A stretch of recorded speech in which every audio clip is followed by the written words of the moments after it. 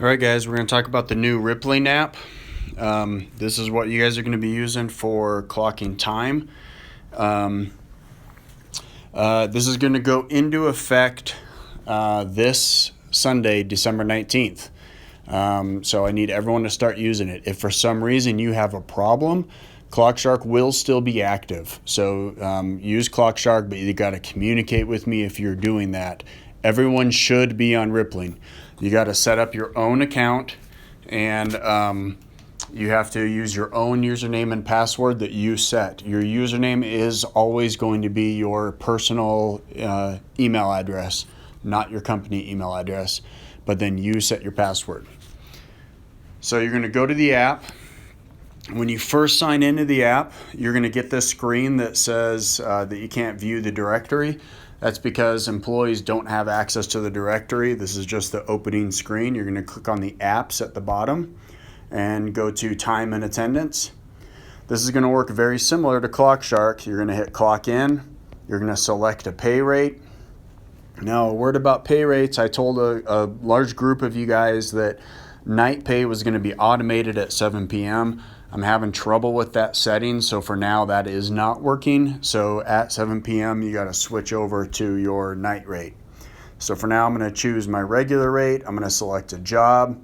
Now when you select jobs, one difference from ClockShark is in Rippling, only construction jobs are going to have a PO and a name. Service jobs are going to be only a PO number. The screen limits how many PO numbers you can view. So you need to know what job you need to clock into, and you can just search for it up there at the top. So once you put in your pay rate and your job, you're going to hit continue. And now you are on the clock. If you want to leave a note, you can come down here to comments. Every time you clock into shop or every time you clock into fleet, you need to tell me what those reasons are. If you're just clocking into a normal job, you don't have to leave me a comment unless there's some sort of information you want to relay to me. You can add as many different comments as you want. So you can always, even when you're on the clock or after the clock, you can come back and add comments. You will take a break. That on the left where it had a little house, it says take a break. According to Colorado law, breaks, unpaid lunch breaks have to be 30 minutes. 29 minutes does not count. So because of that law, Rippling will not let you clock back in until you've reached the 30-minute mark. It will start a little clock that will track that and will let you know when you can clock back in. When you're done for the day, all you do is hit clock out. If you want to switch jobs, that works just like your clock in. You just simply hit that switch jobs, select your new pay rate, select your new job, and hit continue. Now you've switched jobs. When you're ready to clock out, all you do is hit clock out. It immediately clocks you out. There's no confirmation or anything, so be careful about that. So then you can say back to home. You can come in here and view your time card, and you can go through and look at the times that you've clocked in and out. You can select one, and you can add more notes if you want to add comments and give me some sort of information about that time entry. Right now, no one has the ability to edit times except administrators, which is me, Jill, Whitney, Travis, I think. I'm trying to figure that out to give certain people the ability to edit times, but for now you do not. So if you need something wrong, you need to get in touch with me. Email me. Please don't text because I lose track of those. Email me if you want a time change made. I need everyone to do their best to be clocking in and out properly so we have fewer edits.